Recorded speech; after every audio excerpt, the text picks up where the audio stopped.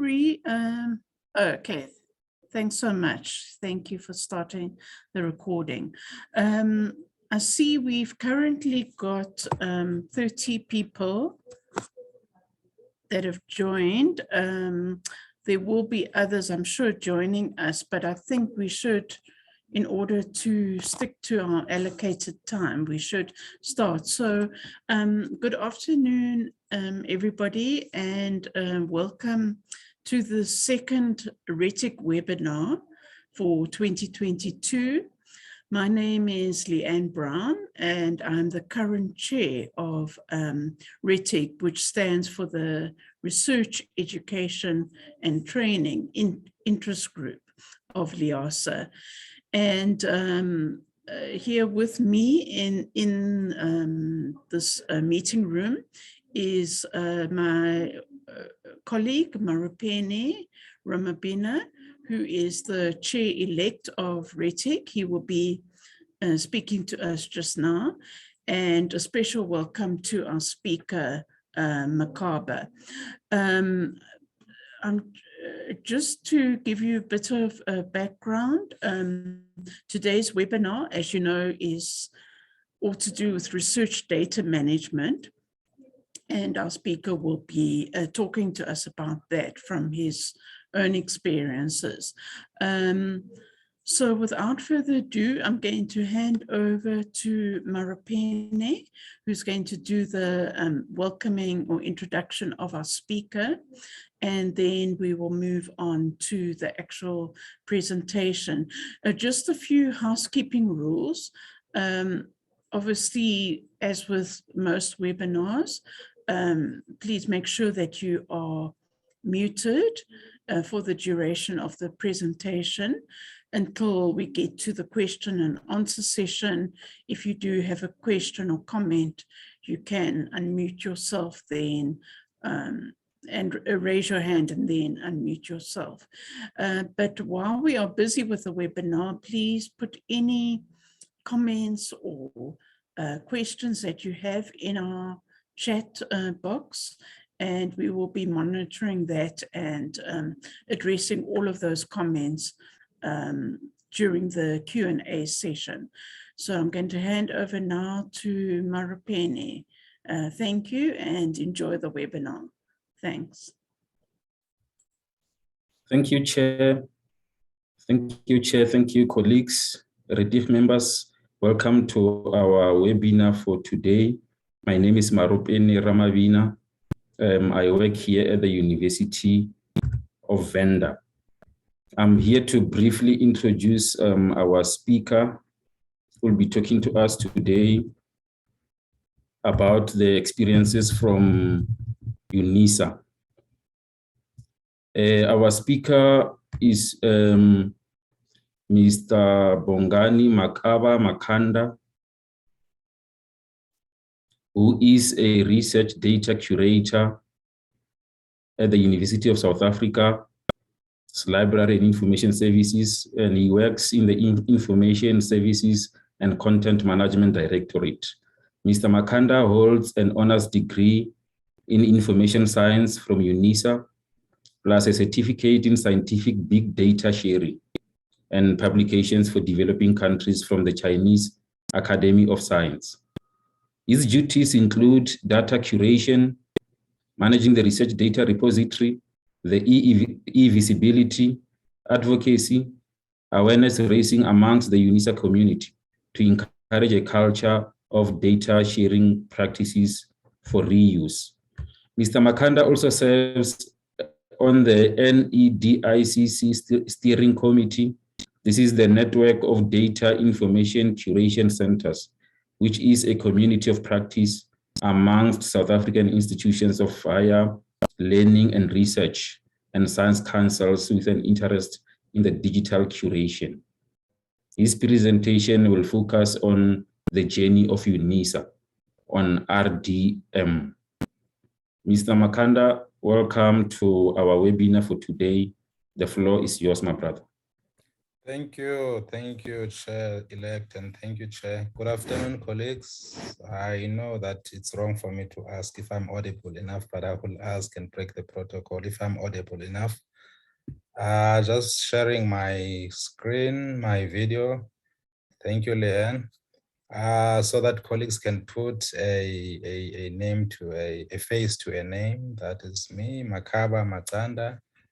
I work for the UNISA Library and Information Services. I'm based at the Maclonek campus. I'll stop the video for now. And I will go straight to my presentation. Okay. Okay, thank you so much. I believe that I'm able to. Thank you. It's on presentation mode. So my presentation basically is our journey in research data management transition.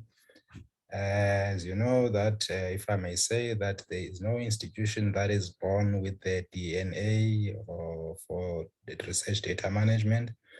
So for us, it was a work and learning as we were going through the process of trying to establish these services at UNISA. So this is a case study for UNISA, a different case study for other institutions, maybe in some other instances. And also, if I may put a disclaimer that there is no one size fits all in research data management services, that a different university may approach it differently from us, the way we approach it. So this is our case study as we tried the best possible way how to navigate this process. So this is our main campus in Maclonek, if you have those that are not familiar with. So the library is based on the far top right, if I may say. It was formerly known as the Samuel Poor Building. It's now known as Anthony Lembede. I'm based on the 2nd floor and Leanne is based on the 6th floor. So this is where the activities are happening. This is our main campus, but we have our other campuses in other regions and other campuses. So just a brief background about the university. If I may, we were established in 1873 as the University of Cape Good Hope. So we will be turning 149 years this year. So it's quite a milestone. It's quite a number of years that UNISA has existed. So this is the largest open distance learning CODEL. I will explain what CODEL I mean about that in South Africa. And Africa, we are amongst the 30 mega university in Africa and South Africa. Currently, we enroll about, the number could be subject to correction. It could be more than this. We enroll about more than 350,000 students, over 1/3 of all South African tertiary students in 26 public universities. So CODEL, in a nutshell, briefly, CODEL stands for comprehensive. We offer comprehensive program in many different research areas and taxonomies. We are focused on open science. I think this one speaks to us about open science. I will speak to you about open science and the thinking about research data management, because the thinking about research data management is based on open science. And we are a distance education campus. It's a remote and distance learning environment. We are offering e-learning, circular kind of knowledge economy. As you know that we are in this environment in tertiary education, is focused on study, teaching and learning, and knowledge economy. We focus on this one as us as the knowledge or information workers, and the plus will stand for innovation. As you know that the innovation is very big in today's context. So the open science, I wanted to speak to about the thinking about and background. The context for research data management is based on the premise of open science.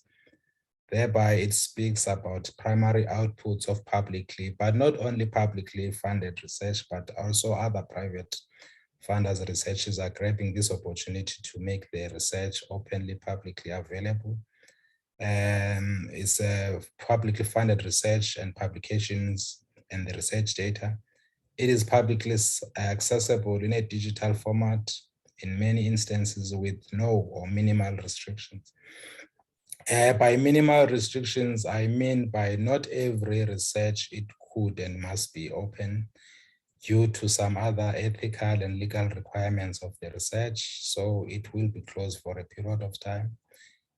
We will have some embargoes for a limited period of time, and then it will be open. But the default for research data management, we encourage openness as much as possible with minimum restrictions as possible.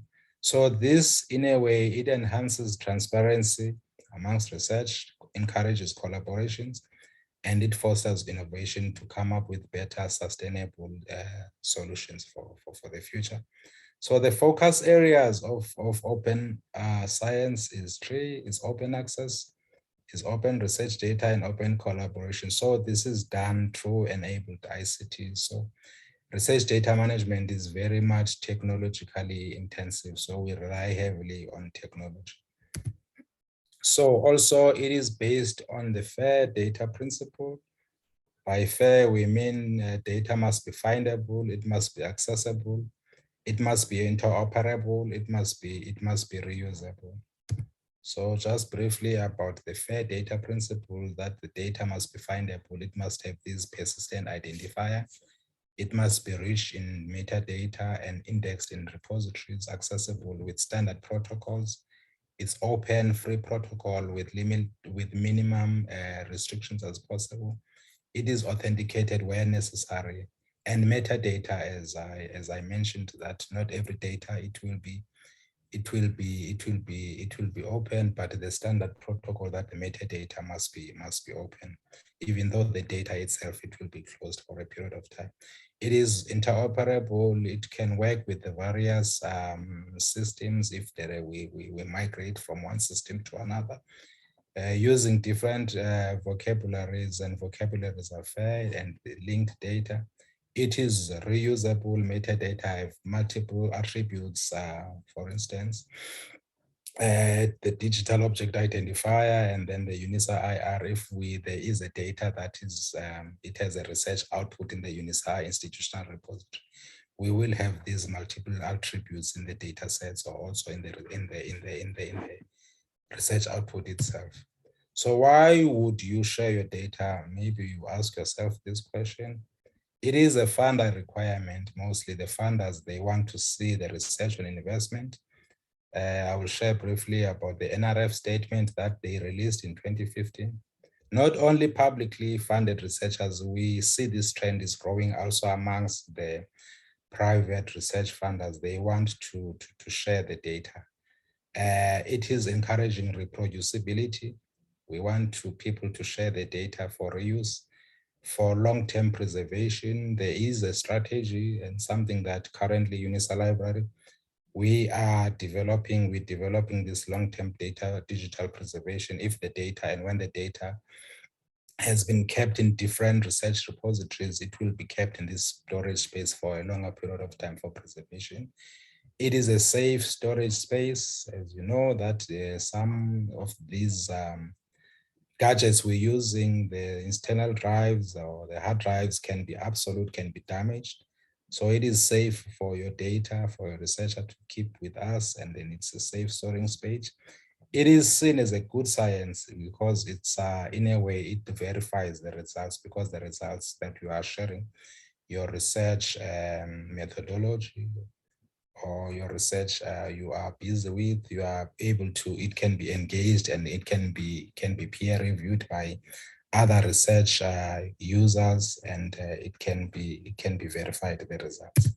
So the types of research data can take any and many forms.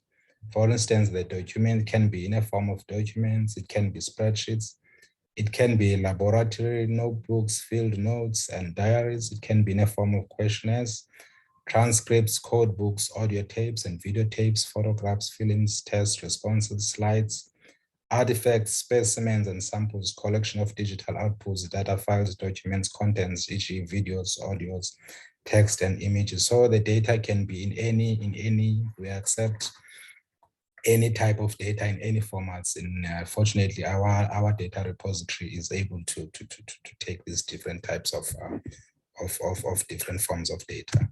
So what is involved in RDM, research data management, RDM in short? You will come, I'm sure you'll come across as you apply for funding. The NRF will most likely will require you to have this one, the first one I mentioned, the DMP, the data management plan, and also involved in the RDM is the creating of data. You document your data, accessing and using of your data, and the storage and backup, sharing of your data. So the cycle, it goes on and on. And when you've done these processes, preserving of your data, you start the process again. Somebody else might want to not replicate, but would want to reuse your data, but would want to do the data management plan and then specify in the data management plan what type of data they are collecting and then the type of data they are. So they will create the whole ecosystem again, and then to create the cycle. So the DMP, in a nutshell, is written at the startup of the start of the project to define what data will be collected or created. Or it's a formal document that you will typically be required to complete by the funder. So this document, it will have this type of data, what type of data will be collected or created, and how the data will be documented or described, and where the data will be stored. Who will be responsible for the data security and backup, which data will be shared or preserved, and how the data will be shared with whom. So I've had an experience with few colleagues and researchers. They want to complete the data management plan. Currently, we don't, but we are working on something as a UNISA. NRF has a tool that is available. I will share you with the link, colleagues. So I'm able to assist the colleagues when they are UNISA colleagues, when they are required to complete this document, the data management plan as required by the fund. Why would you develop a data management plan? So they are often submitted with grant applications, but are useful whenever researchers are creating their data. They help researchers to make informed decisions so that you are able to anticipate and you avoid problems beforehand, so that you are able to avoid duplication. It helps us to also, the researcher, to avoid the data losses and the data security breaches. You are able to develop procedures earlier on for consistency. You ensure that your data is accurate, complete, and reliable and secure. So this is in a nutshell, briefly, this is the cycle of the research data. I will start from the data management plan and capturing and analyzing, and then it comes to the repository to us, and we put the necessary metadata description and we store it. So it is able to be, when it's being published, it's being able to be shared with other scholarly communication, publication and networking, external repositories, e.g. UNISA institutional repository. So in a way, it goes on to being able to be discovered for reuse by other scholars and researchers via the scholar discovery services. It is reused and analyzed, and in the cycle it goes on again.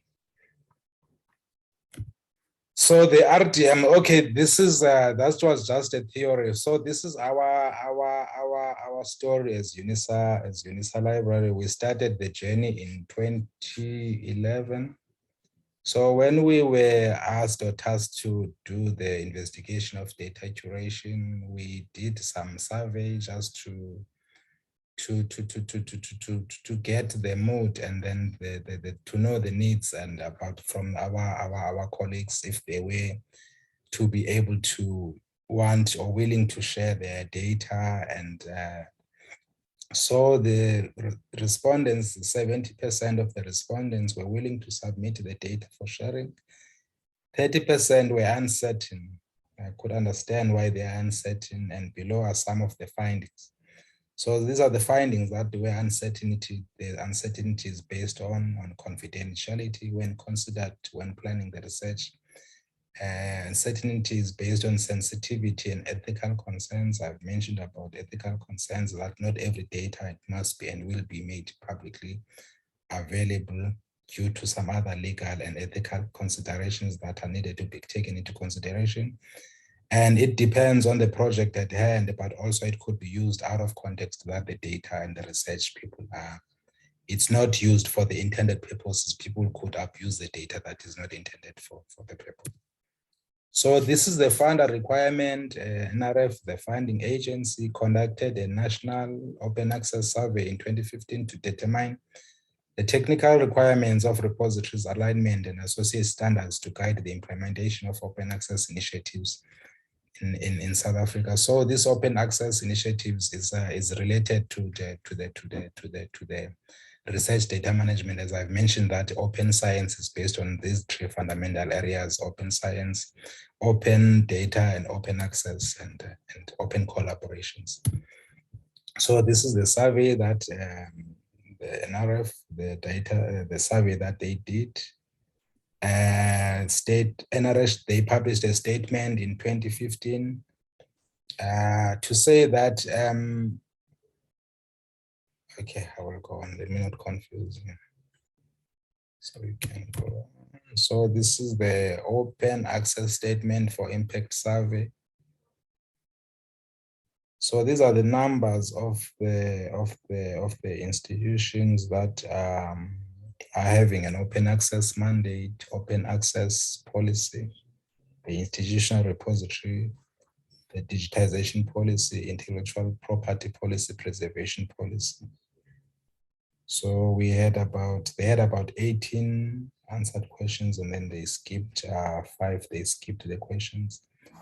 So on the right is the graph that shows the institutions with our open mandate statement, and then most universities, they have the intellectual property policy, but not interestingly enough, they don't have open access. Some they don't have open access mandate, or they don't have an open access policy or institutional repository policy. I think I'm not surprised that the digitization policy, we're still pushing this policy as well as UNISA. We don't have an approved policy, but we have a digitization and a preservation policy that we are with. So this is the statement that I was trying to speak to about NRF, that they published in 2015 to say that the data that supports publication, that is reported in a journal article, conference paper, this is set out in an open access statement. The data itself that supports this publication, it needs to be deposited in a repository to ensure it is used for third parties for third parties to access, mine, and exploit and reproduce and disseminate for any user. So some of the challenges in RDM implementation, NRF funded guarantees should have an OCAD IDs to impact on researchers to comply. So there is a bit of gray areas or stepping off the boundaries, or not sure who is responsible for what. Responsible for the implementation of the policy, this is the library or the research office. At UNISA, the task for research data management or research data curation is lying at the library. But we do acknowledge that the research data management, it cannot solely be responsible. UNISA library cannot be solely responsible for research data management functions in its entirety. We acknowledge there are some other role players and stakeholders that they need to be involved. How do we keep distinct a policy language and an implementation plan? So for UNISA, the challenges for RDM implementation is not funding necessarily, or the support or the ecosystem challenge, but it is the mindset of the people. When we speak about that we need to change. So currently we are involved, and I've mentioned in my introduction, they mentioned in my introduction, what we are doing we are doing a lot of advocacy work to advocate the culture of data sharing and to try to win the people over this task of research data management. How do we incentivize the people in terms of the data sharing of research data management? That is the question that we don't have an answer for. Maybe the colleagues across the room could have some brilliant solutions. Also, the technical challenges and the skills shortage, as I've said before, there is no institution for this is what we have gathered. There is no institution that is born with a DNA for research data management. It's a skill that we are still trying to learn as we're going along. Open data remains a problematic in the developing world. One can aim to address the misconception that discovery and access to content data embargoes in some way preferable to non-discovery. So strengthening the adoption of RDM at UNISA, we are trying to advocate in support of scholarly-led open data processes. We want to have these top of initiatives, the college-led research data management coalitions. We're trying to do with the research college administrators or the heads, also the College of Graduate Studies, and other stakeholders that we are involved with UNISA. For instance, the human resources, we are also doing some talks with the young academics programs. There's a talk that we always give and trying to speak to the young academics, and also some other initiatives that we are busy with within the institutions to encourage and in a way to do advocacy for research data management. And also active college virtual communities. We have a community of practice that we have established. It's an initiative that is voluntarily across the universities called the Data Champions, that we across the universities, across different departments and colleges. So the initiative basically, it wants to encourage the culture of data sharing, and the data champions could be and would want to be our advocates in their various domain areas.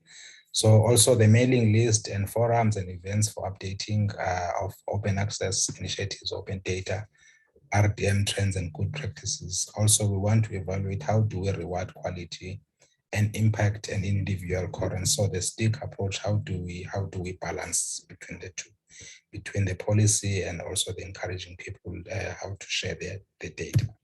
So this is our status at UNISA currently. We are currently having RDM policy that was approved, thankfully, in August, 5th of August last year, after toing and from. Unfortunately, we were approved this policy by council on the 5th of August.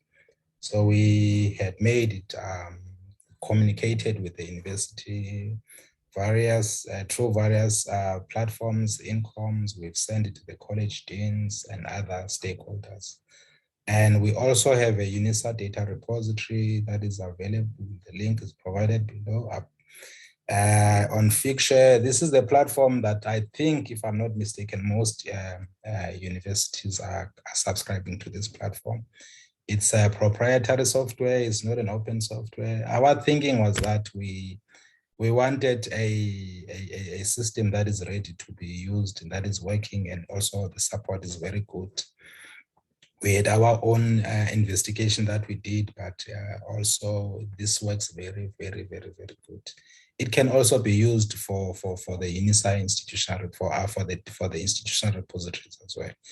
We have a research RDM website and RDM LibGuide. So this is in support of research that we've made these sources available. We have a data deposit form. When the researcher, we are about to submit the data. So the data deposit form, it tells us about, is able to tell us about the data sets that is being submitted itself, as we know that we are not the domain specialist. We have an initiative of data champions I've mentioned. We meet bi-monthly every second month. First meeting we met on February. We will meet again in We will meet again in April. So UCT, I think they also have this type of initiative, but they are calling themselves data stewards. The idea is to encourage the data sharing. We're currently working on our UNISA DMP. It is developed by DERISA. DERISA is data initiatives, data intensive research initiatives of South Africa. They are Department of Science and Innovation wing, but they are based at the CSIR. So these people, they developed the NRF DMP. So other institutions also, they have their own, their own DMP. So we have our own DMP in test phase, but we subject to approval by the senior executive. We will be launching our very own data management plan that our UNISA researchers that are able to use. So this is our data repository. Our staffs are able to log in. It's central authenticated. It authenticates our staff and students. Easy to use. You use in your own login credentials when you log in. So this is just for an example, that's our data set that is available on the repository. So this data set, it has a research output. So there is a linkage, as I mentioned, the other attributes in the different repositories below. It's a UNISA IR handle, and also we have a DOI for our own data.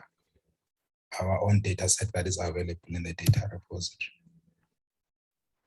Okay, so these are the metrics. So the fixture is able to give us the metrics of how the data sets is used, how it's viewed, is downloaded and cited. So the tool that is being used by fixture for citing this data is just forgotten the name. It's Dimension, yeah. It's Dimension that they are using the tool called Dimension to measure the metrics of citations, how the data is being cited.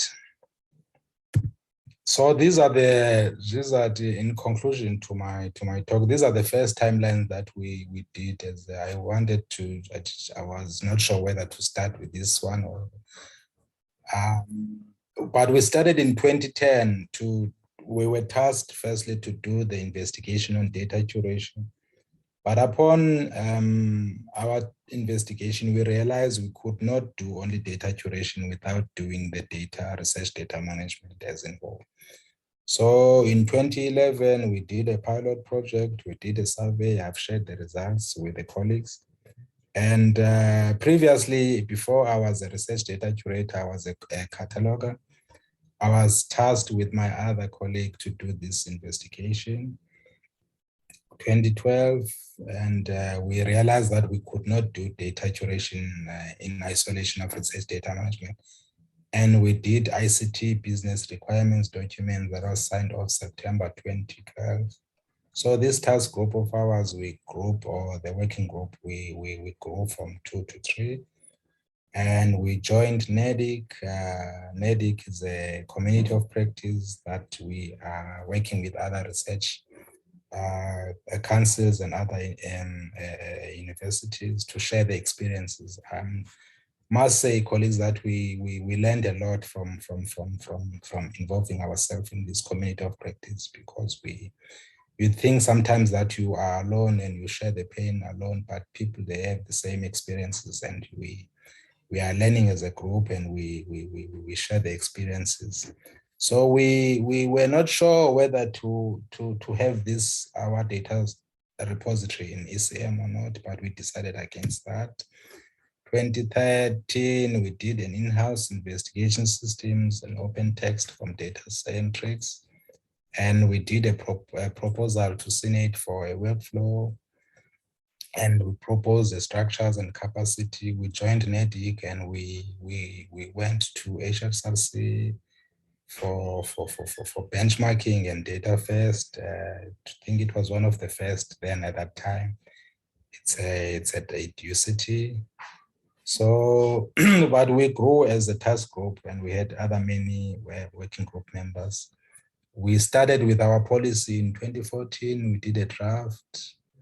and we did a business case because we wanted to procure software for. So the processes for UNISA, you have to do a business case of why do you want to procure a software for data repository. And library research support role in RDM, we did a DMP also for testing for this one at that stage. Also, we were continuing with our participation in RETIG, and we were involved in other training. 2015, we did a DMP tool development. We drafted a policy and guidelines, developed a LibGuides. We started with the collecting of data sets as a pilot of how to, but we used DSpace at that time, and we had a task team that we were working across the university on RDM. But we decided not to use the ECM, as I've mentioned, as a solution for RDM. So back to the future, we did an NRF DOI project. We wanted to see how the DOI, data object identifier, would work differently from the UNISA institutional repository handle. We tested the DMP, we launched our LibGuide, and 2015, 2016, sorry, beg your pardon, I was appointed to this position as a research data curator.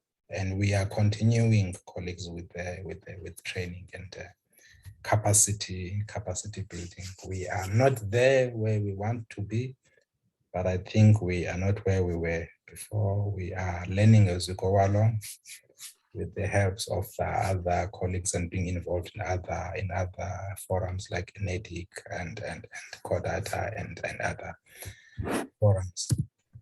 So that is my presentation, colleagues. For more, I've shared the presentation with the colleagues, and they will share with the colleagues. So these are my contact details, and yeah, if you can refer to the LibGuide and the website, or you can pop in a question to me, I will be able to assist where I can. Thank you, colleagues. Arupeng, that is my presentation, sir. Thank you.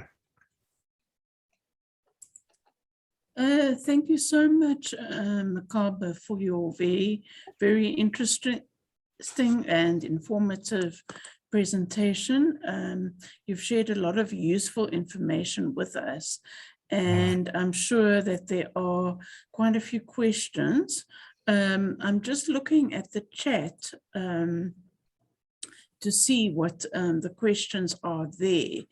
The first question was from Rosina, and she asked, what does the data deposit form entail?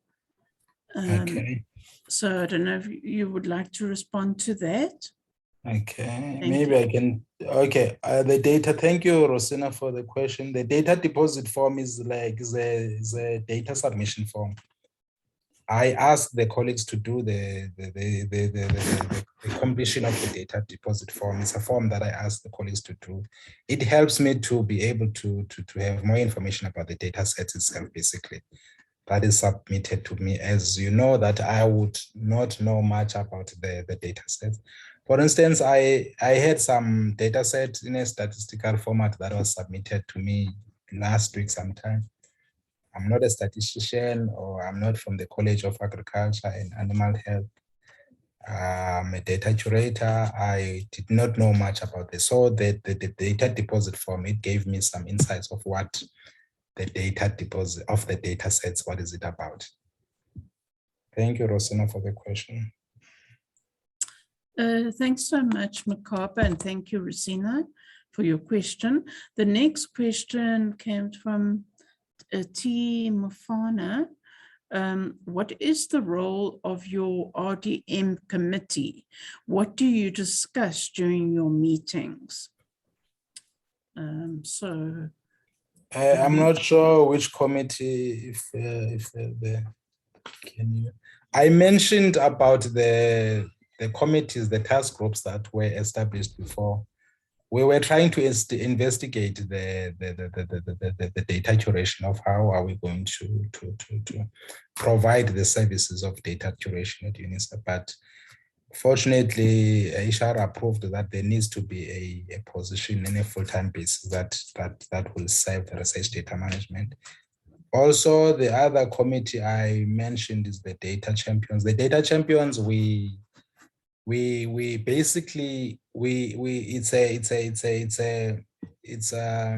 it's volunteers across the university from different colleges or faculties, if I may say, or other departments. The idea, we want to encourage the culture of advocacy amongst different colleges, advocacy for supporting of research data. So they are sharing their learning experiences if they have shared their data of what they have learned so far, or if we have some trainings that are available that are pertaining to research data management. We started last year, so we're not that old. We are trying to find our feet. I'm not sure if I did answer the questions, but the committees that were established were to support this function of research data management and to establish the functionalities of research data management. So that is my best answer. I could answer in 2 ways. I'm not sure if I did answer. Thank you. Yes, thanks, Makaba. Yeah, no, I think you did answer that question. The next one again from Rosina. She asked, do you only engage researchers or postgraduate students? Thank you, Rosina. We're trying to do both, but at this stage we are engaging researchers. But through the College of Graduate Studies, the college that is responsible for postgraduate studies, we are trying to get to that stage. Thank you. That is a brilliant question. Thank you, Rosina. Okay, thanks, Makaba. The next one from Kangweni asked, can data be deposited in the institutional repository? No, sir. It's two different. Okay, I'm not sure, sir or madam. Sorry. We have two different repositories. We have UNISA IR that is on DSpace. We have Figshare, UNISA data repository that is available on Figshare. So it's two different repositories. The one on the institutional repositories is the research output itself, is your articles, is your thesis and dissertations, is your conference proceedings. So the data that supports that research output that is available, it is deposited in a different repository, the data, UNISA data repository that is available on Figshare. But we have different linkages in between these repositories. If the data set, it has a research output that is available on the UNISA IR, it is being able to be linked with the handle. We put a handle that is on our data repository to say that this data set has a research output that is available in the UNISA institutional repository. Thank you. Thank you, Makaba. The next question was from Cecilia Walter.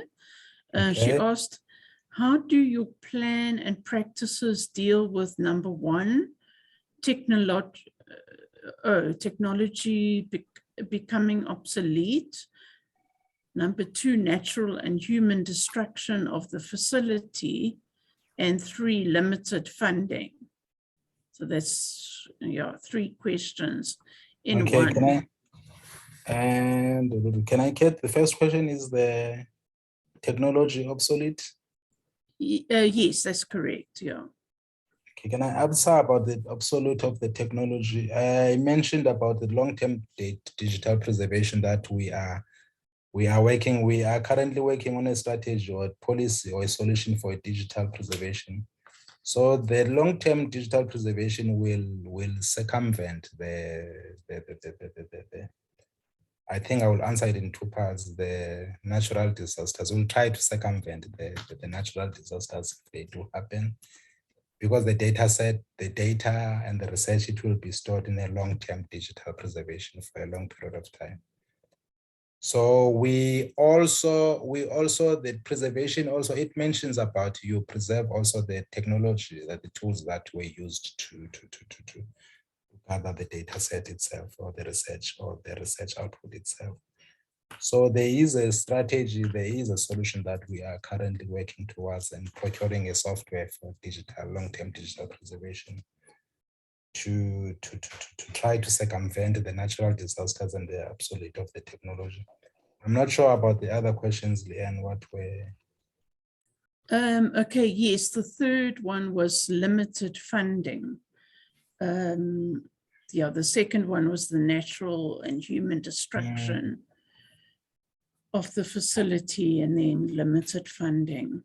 I think the limited funding, it would, I think joining the other learning from other colleagues and best practices from RETIG, I think it helped us a lot to join the community of practice RETIG to learn from what the other colleagues. So in a way, it is able to assist us if we are not able to get training or. But the software that we are having, it's been negotiated in South Africa as a consortium. So it is available at a very reasonable price, if I were to mention that.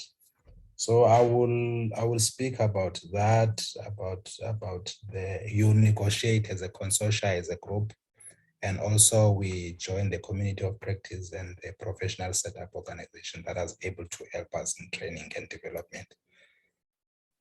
That is my best answer. I can answer the question. Thank you, Leanne. Okay, thanks, Makaba. Yes, just as a follow-up to that, Cecilia is saying she's asking her questions because she's got 40 plus years in the profession, and looking at the damage that was done to UCT libraries, you know, with the fire. And in South Africa in general, you know, she said it's short cash. I do understand. Cecilia, I don't know. I don't have an answer for you. I'm not sorry for that. It's unfortunate what had happened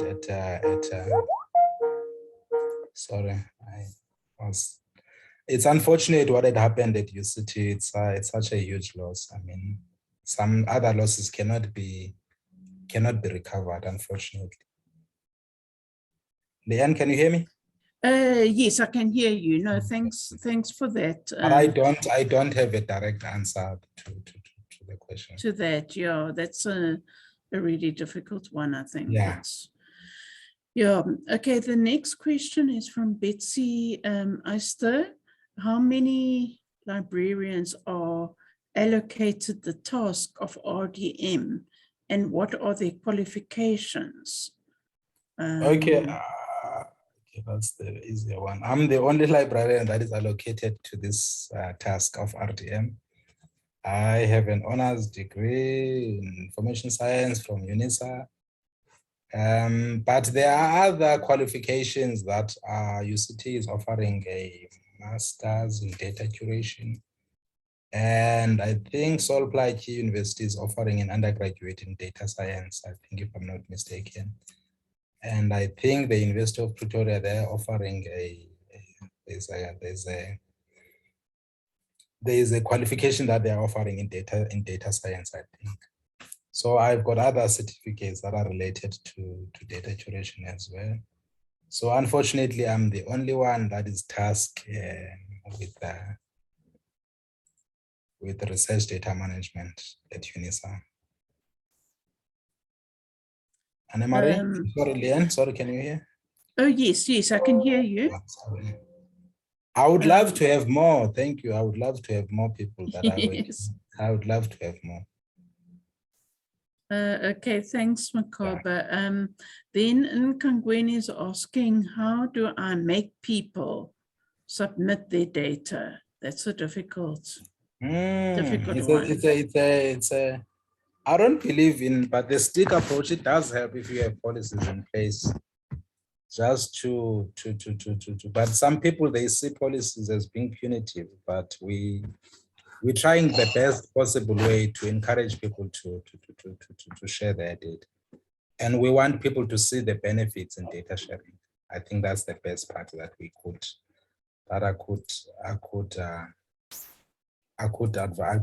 I could say.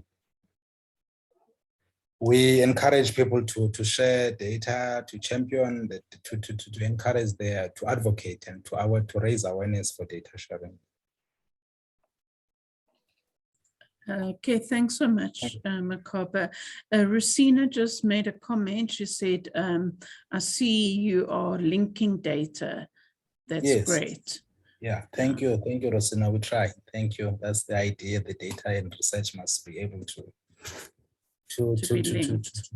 be linked, and these repositories must be synchronized in the workflow. So we're trying to get to that.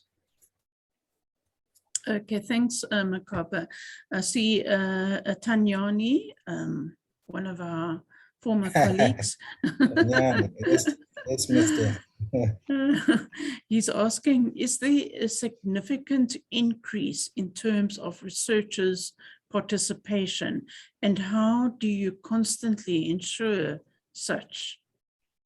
It's improving, Tanyani. It's not as bad as it was before. We didn't have some data sets that is submitted for quite a while. It's improving from when we started. When we went live.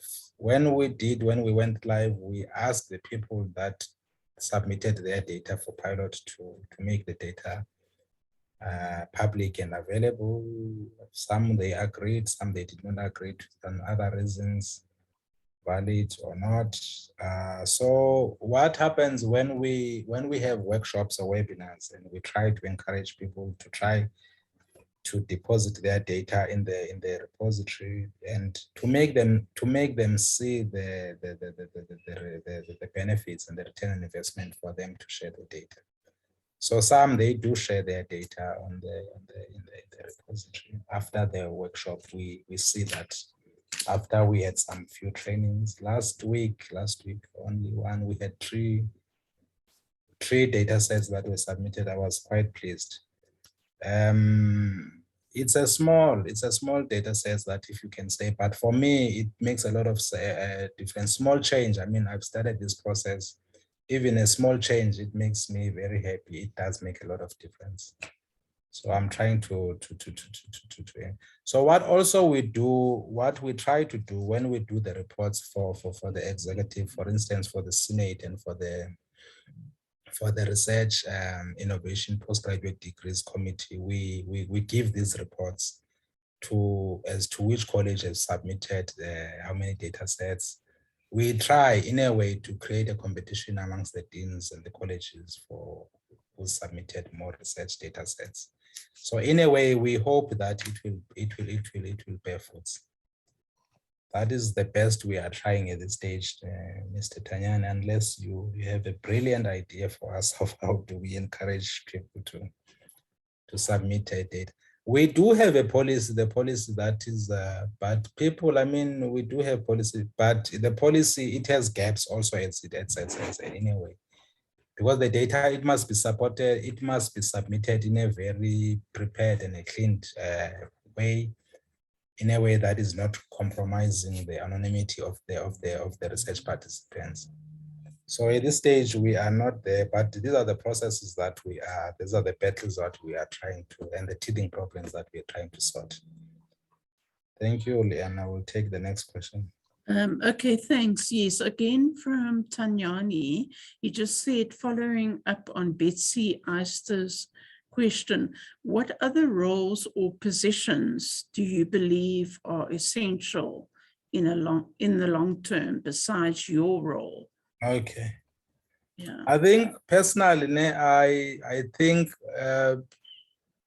typically if you have a scholarly type of scholarly research in a library, I think ideally we would want to create a scholarly communication unit that will support these other repositories like UNISA IR, Research Data Repository, and digital curation, digitization, and long-term preservation repository, and other repositories that are. So in a way, for me, that would work, that these are coordinated at one point and they are working And these workflows, they are synchronized. They are working to linking these other research.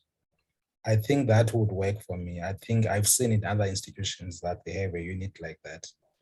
For us, it's not the case. I would hope it will change in the future, because if things would be, if I were to be alone, and then I have many other data sets that I have to curate and I have to perform other functionalities. And also the unit, it also would have some governance policies and functions that are coordinated from that end, not from my level, but from the higher and authoritative level. I think that would work for me. That is my story, Tanyani, and I'm sticking to it. Thank you. Thanks so much, Makaba. CT Mafana is asking, well, there's actually two questions. Number one is, are you managing both the research repository and the research data? If yes, is it viable or challenging? And then number two, how has the implementation of POPIA, the POPI Act, Yes, affected your research and data management? Okay, thanks. I'm not sure if I were to ask, how am I managing both repositories? There is a person that is responsible for UNISA institutional repository. That's a research output repository, and I'm responsible for the data repository. So it's two different repositories managed by two people. So in some instances, the repositories are managed by one person and repositories are available on Figshare, as I've said. That Figshare, I'm not an advocate for Figshare, by the way. This is my experience. I'm not paid a cent by Figshare to speak nice about Figshare, but but Figshare is able to perform these both functionalities as a UNISA, as an institutional repository for output, and then the data repository for the data sets.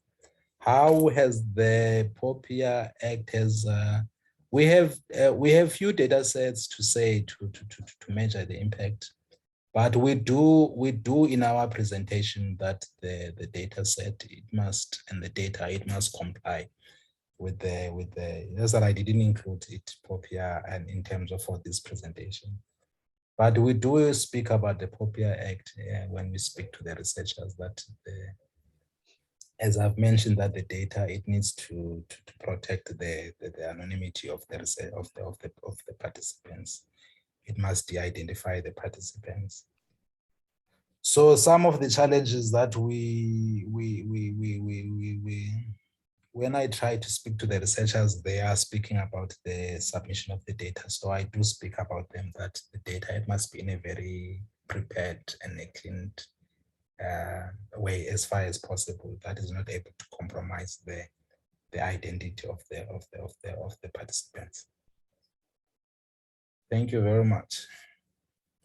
Okay, thanks so much, Makaba, for your responses to those questions.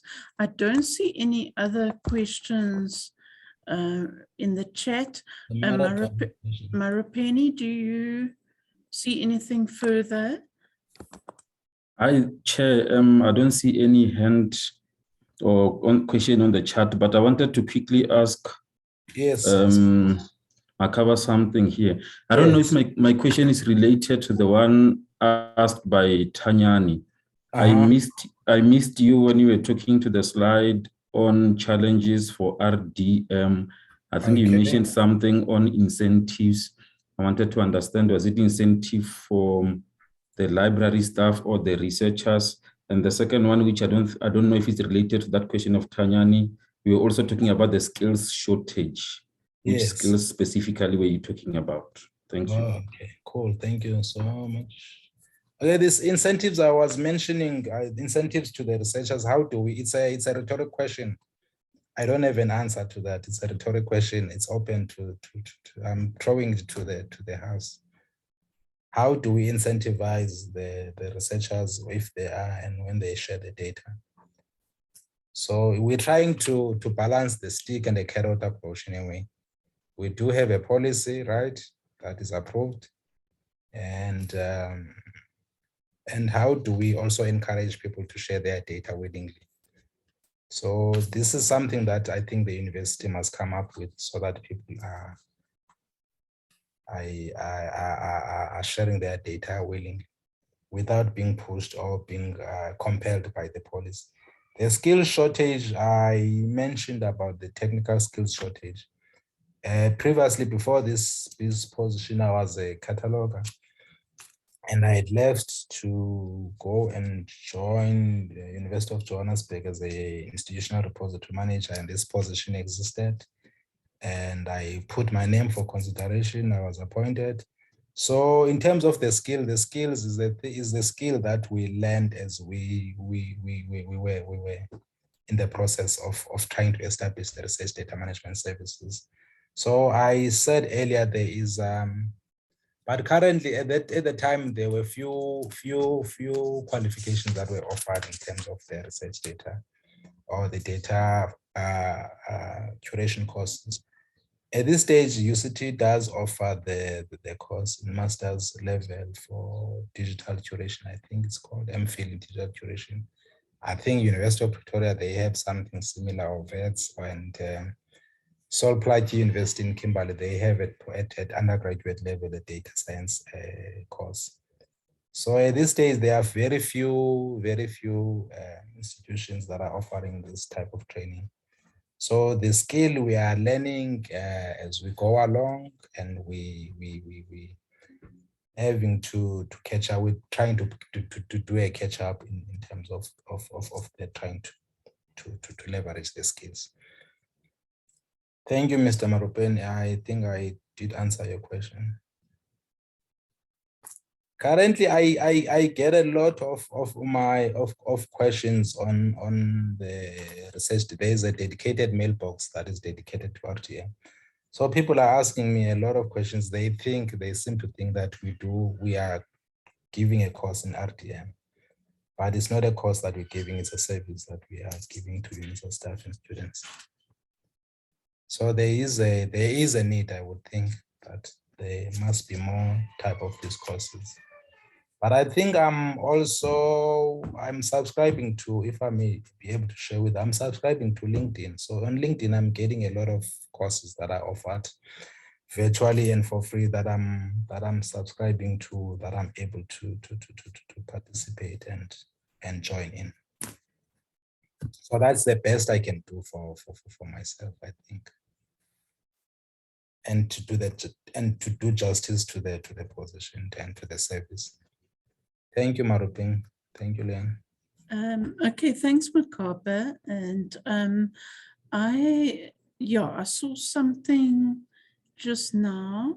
Timofana again said, our researchers are incentivized for their research outputs. There is an institutional policy around that. I'm not sure which institution she's from. But yes, and then Jonathan just asked whether the recording and the presentation will be shared to everyone after this webinar. I don't see any other questions. Hi, Chair. Yes. Hi. Is Teresa available? Maybe she can share more information even about the institution you were asking. Teresa, are you available? Please, I will appreciate that. Thank you. Thank you.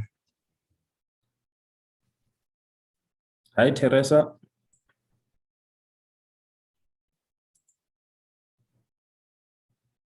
Teresa, do you want to share more about the incentives and the institution you're coming from? Oh, she's saying she's having a problem with her mic, but I see she sent a message in the chat. Oh, okay. Okay, yes, I saw that now. Let me just see from the Independent Institute of Education. which is a private Oh, okay. higher education institution. Okay, well, that's wonderful if Yeah, they that's great. have That's got good that to in hear. It place. would be great if we were to have something like that. If we were to be in. Yeah. Our researchers would be incentivized for sharing of their data. Okay, yeah, that's wonderful. I don't see any other questions.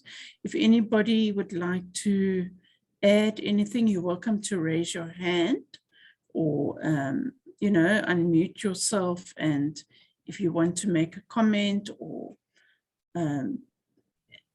you know, add something or ask a question, you're welcome to.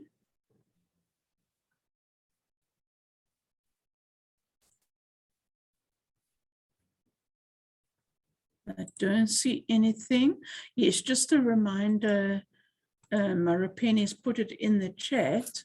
There is a link to an evaluation form that we've developed for our RETIG webinar. So we would greatly appreciate it if you can just click on that link. We will also send that link when the recording link gets sent to you. But if you do have time now, please just fill in that evaluation form, because that will greatly assist us with future webinars.